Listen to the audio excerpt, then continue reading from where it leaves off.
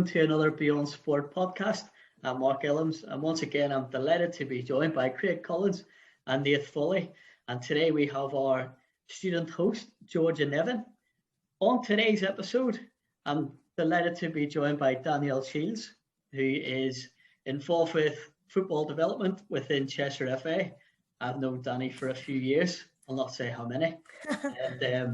So Danny's going to talk us through her journey to becoming, the job role that she's in, the influence that sport has had on her life, going to university, and also what we'll be touching on career aspirations and mental health, as always. Danny is a huge Spurs fan. I'm sure we'll be talking about football as we go. Again, another South Belfast member to the podcast, so hopefully we will speak as clearly. And let's start off. So you studied sport. You did a BTEC at Lisburn Institute, which is now Southeastern Regional. Mm-hmm. Yeah. Talk us through your academic journey, should I say? Yeah. So first of all, thanks for having me. So deep down, I was never the most academic. I was very average when it came to know your basic maths, English, science, and the one thing that really kind of stood out for me, and the one thing which I excelled at was PE. Loved it. Everything about it, the physiological side, the sport, the playing. I just seemed to get it. So that kind of guided my kind of thought process towards doing the leisure and recreation BTEC at Liverpool Institute. It really interested me because it was something I was passionate about and something I enjoyed. So I thought it'd be really something I could progress and excel in. So that's what kind of led me to do that course, really. And then from that, Danny, you then moved on to university. Mm-hmm. Yeah. That was definitely not my radar. I hadn't thought for 1 second about going to uni. None of my immediate family really went to uni, and not very many of my friendship circle did. So coming from kind of a working class upbringing, you kind of just thought once you finished education, you went out and got a job. And that's what kind of I had in my head all along. Once I'd finished education, I would go into employment. And I think doing the BTEC, I thought that would give me a better, stepping stone into direct employment after education. So really, uni wasn't a thought for me until the final year of the BTEC course at the UCAS kind of Daunton UCAS program. Application came out. I was like, I'm not even bothered. I'm not even going to look at it. And then there was 2 girls that were on my course. They were applying to unis and they were like, just do it. What have you got to lose? You could go here, or else you could just put some across the water, put a few in the mainland. You never know what your chances are. And I thought, I do not want to move out of Northern Ireland. No way. That's far too scary for me moving across the water. No chance. So they forced me into it, talked me around and helped me actually complete the form. And I put 2 choices here. So I put Ulster and University of Stranmillis College. And then I think there was 3 more, some in Scotland and then Liverpool, because I just thought, where are the closest places I can get home? So I thought I can get the boat home from Scotland right and quick, and then I can get a plane home from Liverpool in half an hour. Happy days. So that was what it was about for me, the closest places to home. So yeah, it was kind of just talked into it, spur of the moment, thought nothing of it, thought I won't even get in. I'll apply just for the sake of applying to shut these 2 up, but I didn't think it'd stand a chance. That's brilliant. So it was Liverpool John Moores? I did, yeah. Sadly got declined from Ulster and Stranmillis. I thought, oh gosh, this is kind of taking me a different route than I thought. I'm going to have to go away here. And it committed to it then. So I thought, I got conditional offer for John Moores, so had to go and do the interview, which was the most bizarre thing. Had to do practical assessment and a kind of a written assessment. So the practical assessment involved gymnastics and dance. And being a hockey player, I'm not the most agile or elegant. So that was challenging in itself, but it was a bit of crack. You know, met people there from all across the country. You know, did the assessment, and again just thought if I get in, I get in. Still really blasé about it because again I didn't want to leave home. But then got in and went to John Muir's, and it was kind of, I was too far in then, and it was all everything was just ticking along. The flights were booked to go to Liverpool. I had my stuff packed, and it was like, oh crikey, this is really happening. I'm going to uni. So I just kind of got swept up in it, and away I went. That's class. So, I mean, yeah, so you ended up Liverpool, John Muir's. Georgia, I think you've got a question that just sort of ties right into that. Yeah, but how did you find university life, especially because you were studying and living away from home? Yeah, it took me a wee while to adjust. I'm not gonna lie. It was tough at the beginning. I think I cried the whole way over on the plane.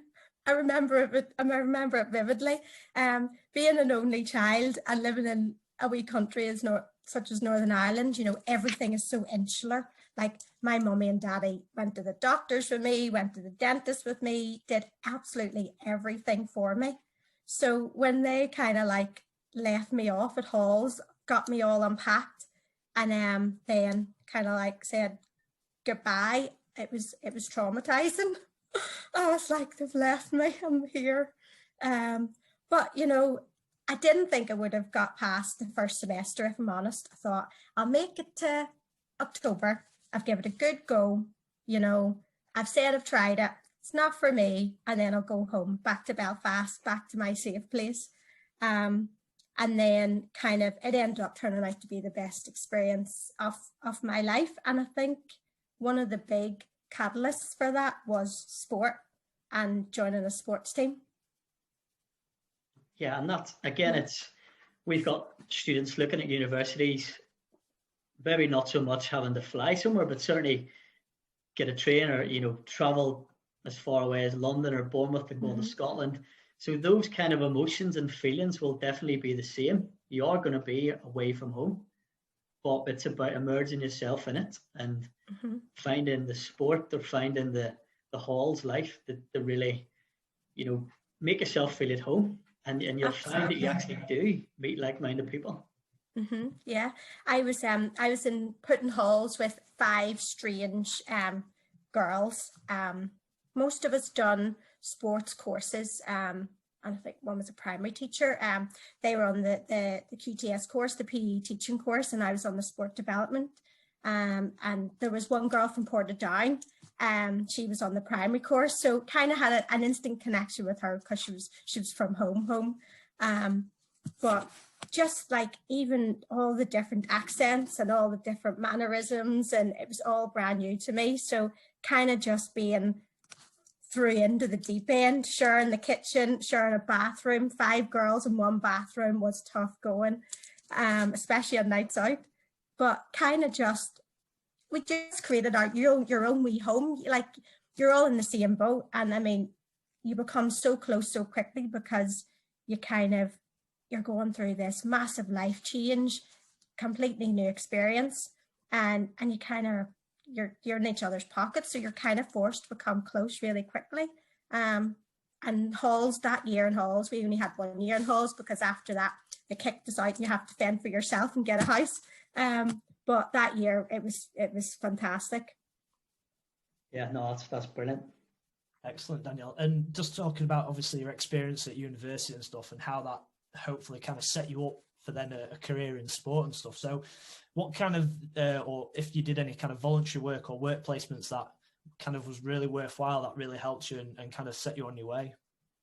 Yeah, I mean, our tutors at every opportunity always hammered home the importance of getting, you know, the extracurricular, whether it be coaching qualifications, volunteer placements, and, you know, just anything extra that would make us stand out, you know, when we did go into the big bad world of work. And we were quite fortunate in our course. We were linked with the City Council and they did a programme called Sports Links. And it was basically for primary schools to get the young children fit and healthy and teach them about, you know, healthy lifestyles, healthy menus, what not to eat and different things, and just the importance of being active.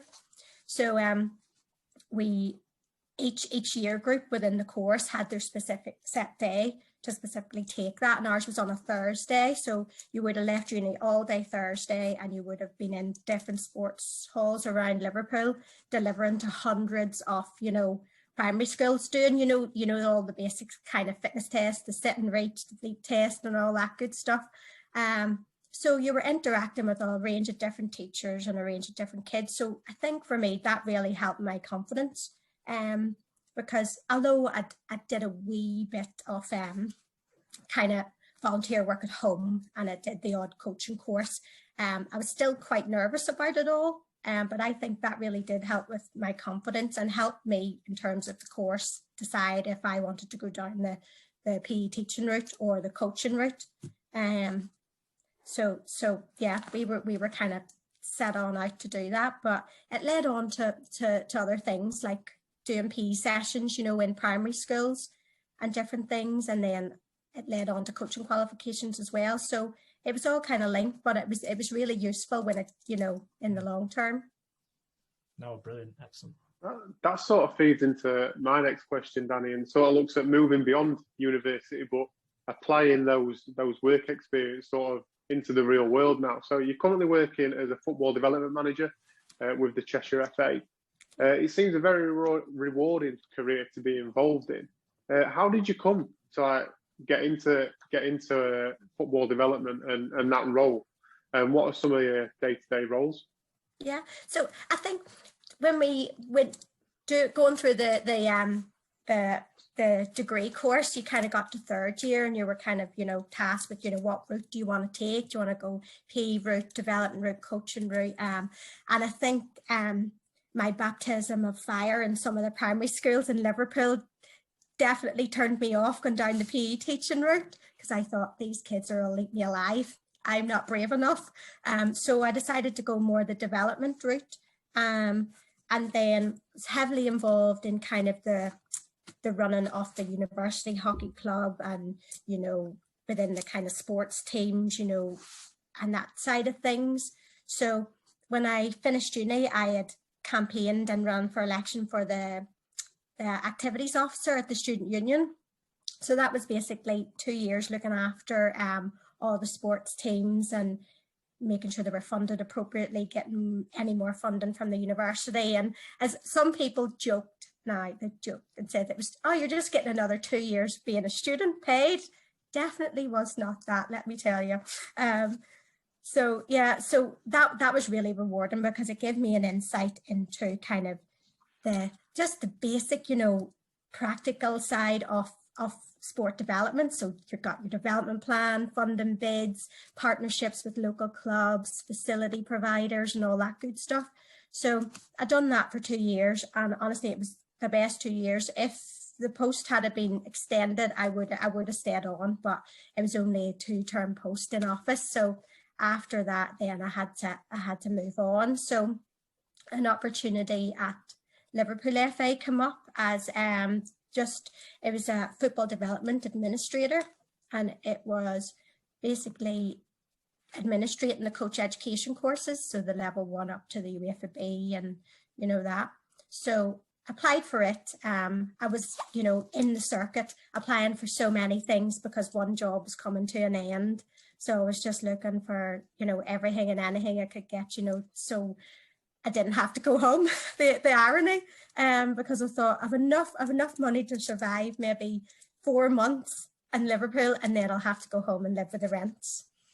So I think I was probably out of work for about 2 months, and then I got the job at Liverpool FA. So kind of did that for 2.5 years, and then the position of development officer came up there, so applied for it and was successful and got it. So it kept me at Liverpool FA for 8.5 years, and it was so rewarding, but very, very challenging at the same time, because I think back then the tide was changing, you know, in respect to females in football, and especially like this young wee Irish girl trying to make our way in football in militant, very Liverpool, very vocal city. So standing up at some league meetings, I'm sure half the room was going, what is this? What is going on here? Are you joking? But I think, you know, just kind of showing them that you knew what you were doing. And I think the luck of the Irish as well, because I think Scousers are very warm-hearted to Irish people, went in my favour. But it was tough. It was challenging. But I think those aspects definitely toughened me up and helped me grow. Bro. That's brilliant, Danny. So you're currently at Cheshire. You moved on from Liverpool to Cheshire, and you're running some fantastic programs that you're working on at the minute. You know, what sort of things are you involved in at the minute, and currently, you know, what are you really proud of that you said have been a massive sort of impact on that? Yeah, certainly. So one of the new initiatives that we're working on at the minute, we're a pilot county FA for the new mental health champions that the FA are running for referees. It's basically just kind of mental health support and that kind of soft, pastoral care for referees out in the game every weekend, because they deserve a medal. I've refereed a few mini soccer games, and it's not for me. I think, see, that the parents on the sideline are tough. It's a tough crowd. But yeah, so this new initiative just aims to kind of give that support to referees in terms of, you know, if they have been verbally abused, even physically abused, and just we have a mental health champion that is a current referee. So he sits within our county, and any kind of reports, discipline reports that would come into us by our discipline department in the county that do need that wee bit of extra care and attention in terms of the softer touch with referees, then we would refer to him. So that was rolled out at the end of January there. And because there's been no football taking place, you know, it's very much just about promotion and getting it out to the right networks at the moment. But I think it's a really exciting initiative, and it'd be good to see how it evolves, really. It's interesting because you think of participation, you think of players, you think of coaches, and you don't always think about the referees, and they're so important because it's the old cliche, if you don't have a ref, then you don't have a game. And certainly getting people involved, a referee and a grassroots all the way up to, in the Premiership is so important. Yeah, absolutely. I mean, I probably was a bit naive coming into this current role, because I was always very focused on coach education, clubs and leagues, whereas the development manager role, so I need to take a holistic approach of the whole development team, and within that team is referee development.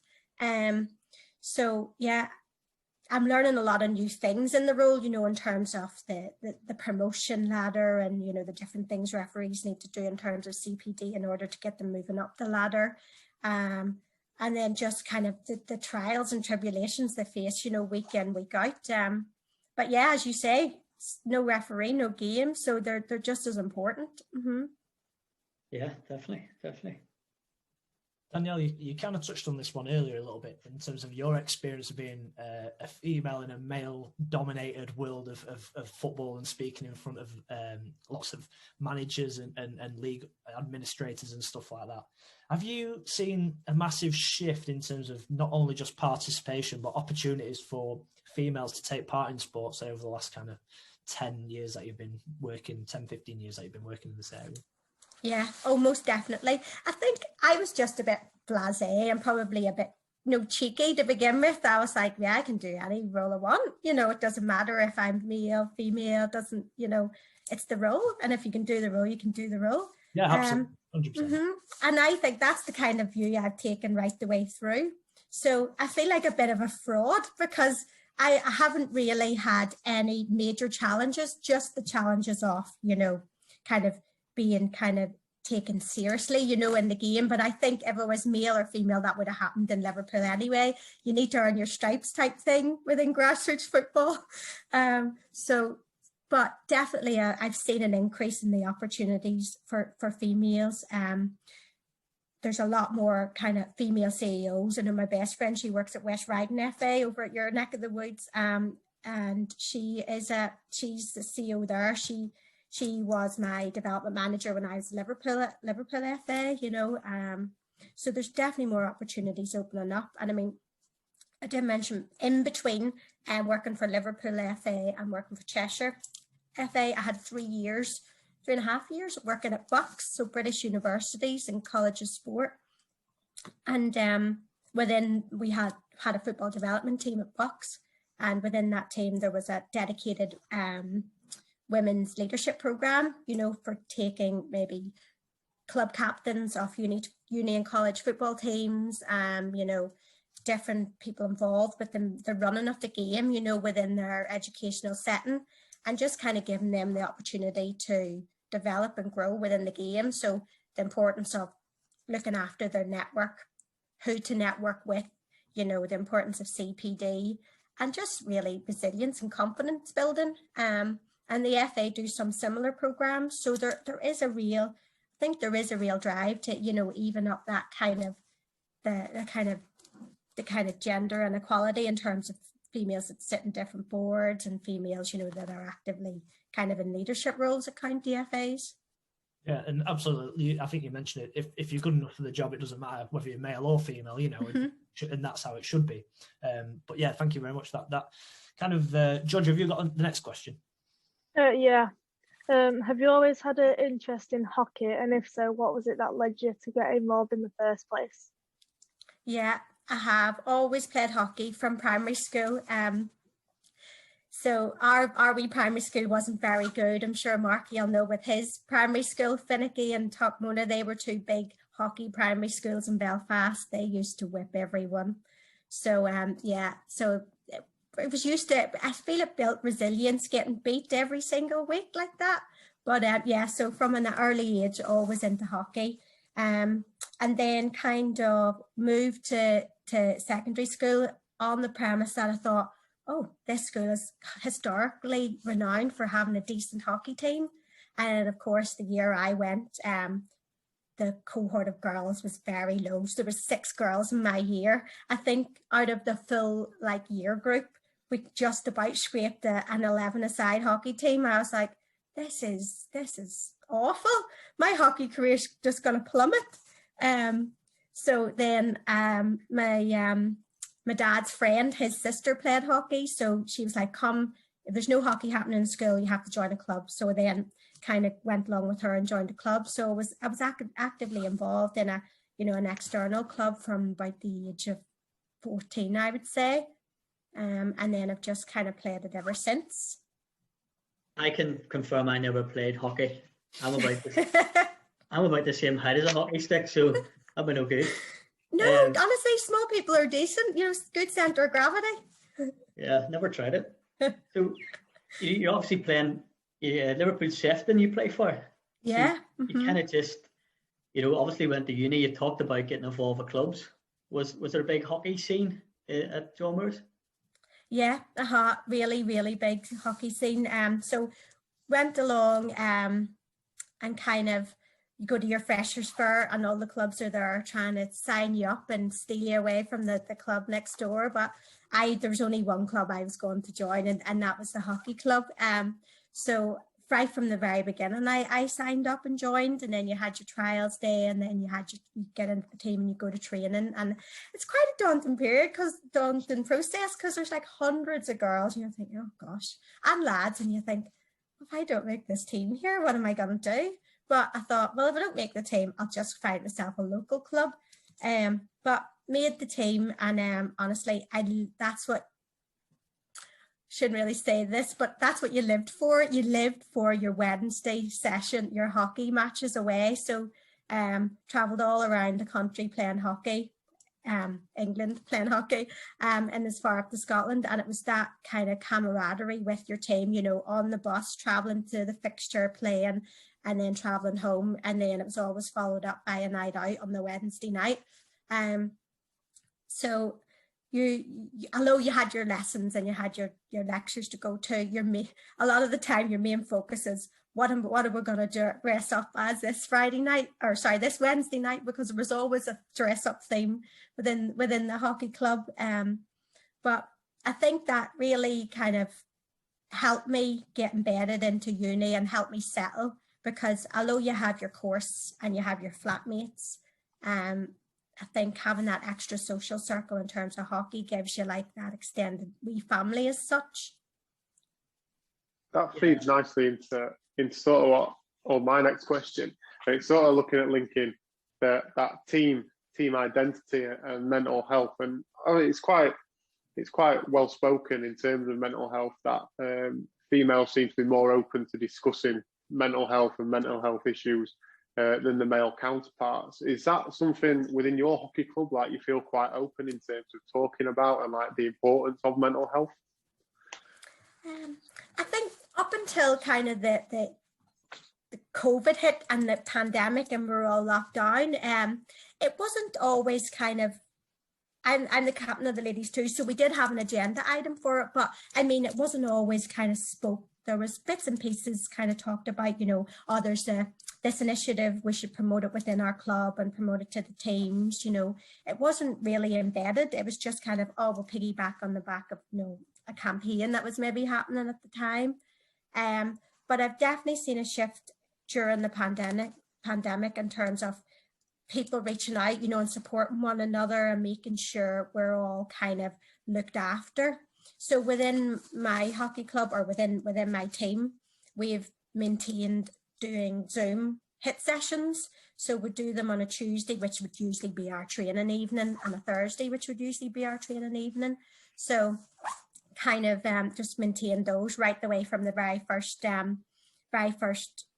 lockdown. And I think it was just started off in the hope that we would this break won't be very long. We'll keep fit because we'll need to maintain our fitness to get back to playing. But the longer it's kind of gone on, the more it's kind of like, right, no, we enjoy the meetup every Tuesday and Thursday to see one another and keep that interaction.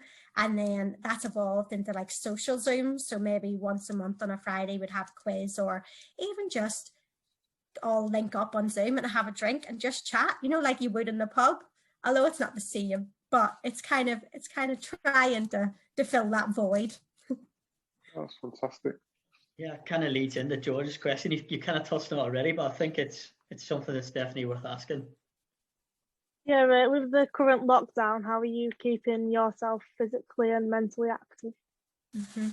Oh, good question. See, I'm not much of a runner, but I'm forcing myself out for runs twice a week. Sometimes it can slip and I only manage once, but I'm forcing myself to run. I'm more of a group exercise team type of gal. So the Zoom with the hockey girls has really kept me going. And usually kept me extremely sore as well. Burpees are the devil.